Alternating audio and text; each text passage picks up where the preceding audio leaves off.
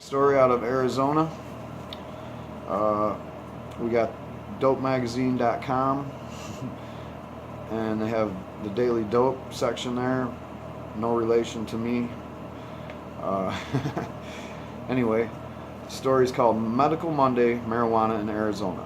Officer discretion comes into question, by Megan Rubio. Again, I'm not affiliated with dopemagazine.com or their daily dope section, but if they want to get a hold of me, the comment section below, or email me at the Daily Dope Show gmail.com. Don't quote me on that.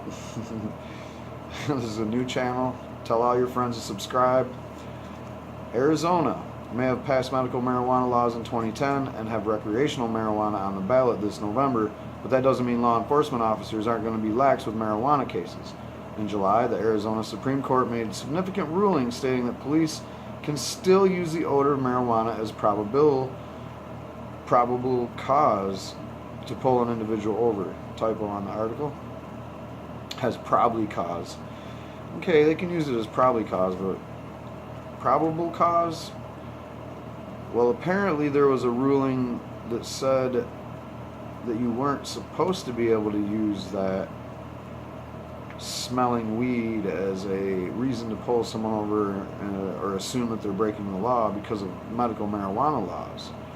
Well, that got challenged and then it got overturned. So prior to Judge Bale's decision, the Court of Appeals issued a ruling in 2015 stating that the smell of marijuana was no longer enough to prove probable cause that a crime had been committed. I remember when that happened, I was pretty happy to hear that. I was like, oh, cool, man. You can't get busted, they can't, you smell like weed, let me search you. Or you're under arrest, just straight up. No, not anymore, buddy. And I was happy to hear that, but now I'm not happy to hear that that got overturned, and that's pretty sad. So the overruling of the appeals court decision, law enforcement officers will have the freedom to pull individuals over based on the presence of the odor of marijuana. This ruling only underscores the existing tensions in Arizona. A topic that's made Arizona the recipient of vast criticism has been the mired controversies regarding racial profiling. Already there have been concerns for years about officers in Arizona attempting to target undocumented immigrants.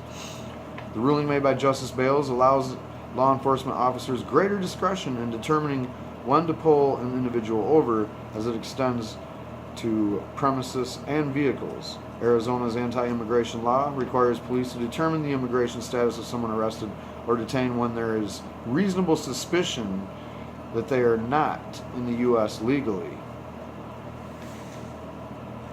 So they are basically saying that you smell like weed, let me see your papers. It's Arizona. I wouldn't expect anything different. I talked to a friend of mine from Arizona. He's from the Tucson area, and it's hard to imagine that Arizona is going to actually go and vote and legalize marijuana in November. I hope they do. I really hope they do. It's possible. It's possible. Anything's possible. Arizona's got a lot of right-wing Christian, Catholic, people with money that vote Republican and don't like weed. And I'm generalizing, but whatever. It's Arizona. We'll see what happens. But if you smell like weed, watch out. They can pull you over.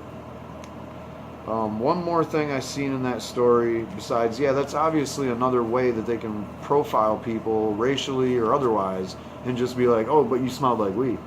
Oh, but no, you smelled like weed. Hey, you smelled like weed. I can arrest you, search you later. It's check your ID status, check your immigration status. Anyway, so if you're from Arizona, they don't let you transfer the marijuana card. I'm not sure to what degree, but basically this article said that if you're from out of state, Arizona doesn't allow your medical card to be transferable to a certain extent. You can still consume marijuana in Arizona. However, out-of-state patients are not allowed to visit local dispensaries. Well, that's weird. Okay. So I can just basically hope how do I get to your state with marijuana is the first question. You guys are located in the middle of nowhere from me. I'm in Michigan, so I'd have to cross several states where marijuana is illegal, or fly in an airplane, which I heard that that's no go too. You can't arrive at the airport in Arizona with your med card and your weed. Maybe you can, but I think somebody told me you can't. I don't know. I'm not going to say that that's the real thing. If someone gets on here and says, "Oh yeah, you can. I did it last week," I'll be like, "Okay, cool. So you can." But if you can't, that's kind of not really cool. They're just expecting you to find marijuana on the side of the road or go to the black market to get it. So that's kind of a weird thing. I think there's a situation when you look at certain people's marijuana laws that you got to ask the question, are they just making these laws so it's easier to stumble and get snarled into a marijuana trap? They're just too lazy to go out and make marijuana cases on their own. Like, they just want people to think they can do it and then get caught doing it, and then oops, guess what? You didn't do it right, so you go to jail. I mean, that's kind of what you get when you look at Arizona as a whole. Everything about their medical marijuana law sounds like a sabotage from the get-go, but whatever. But yeah, I think the author of this article more or less wanted to underline the idea that police are going to profile even more now, because I guess the assumption is everybody smells like marijuana.